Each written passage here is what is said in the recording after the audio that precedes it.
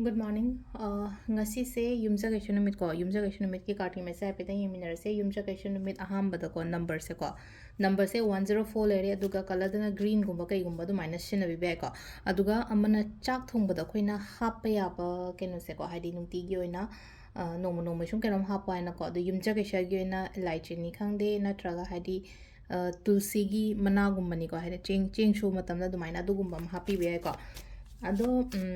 ahambada khoi card ki message yengase aduga timing afaba so haipet yengminarase ko gasigi oina timing afaba kai kai lege haibado aduduma su yengminarase ko ahambada ado card ahum katang thokchaye ko hadi card number 1 card number 2 card number 3 ko ahamba ani shuba ahum suba ko ahamba khanba ngai yengase ko hadi first card khanba ngai gi oina kari energies lakke ko ngasi gi oina ahamba laise koina ko kaino oina lai sida hai tare ko thabak se akoina tawruba matam hai tare ko ngasi yoina hadi keno matam matam da hadi mai pak pa mangol oiba khotpa hai do dumaina lai ko sida success card lai sida ko hadi success victory ko adumain toroga hadi mangol oiba tawruba thabak ta mangol oiba chaliba thabak tu da mai pak pa khotpa adumai toroga lai ko ani shuba sina le ko hadi sida na amuk leina ko paisa nung sa de sida phajana सिजनबियो को ngasi Hadi कई नोमा तौ मतम दा blind पैसा थादबा नत्रगा लेना को business हम तौगे खोके काना केम त खंग दे बिदा माइना गुम तौगनोबा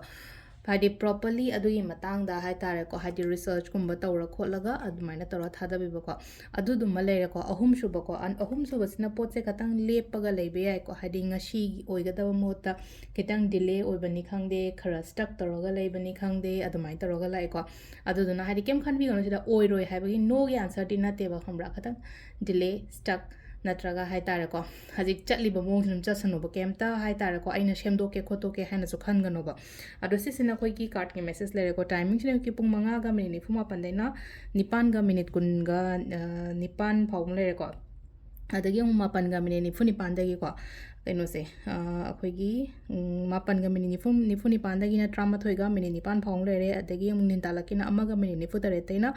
मरी गा मिनिट कुन तरुक फाउंग लेरे को अदुगा नुंगदा वैरम गिना तरुक का मिनिट तरे तैना ट्रामाथोय गा मिनिट निपान फाउंग लेरे अदुगा अहिंग गिना पुंग अनी गा मिनिट कुन मापन दगी ना पुंग मरी गा मिनिट मापन फाउंग लेरे को सिसिना अखोगी ngasi ओइना अफाबा टाइमिंग को अदु सिदा लेरे अखोगी डेली कार्ड मैसेज से मैम थैंक यू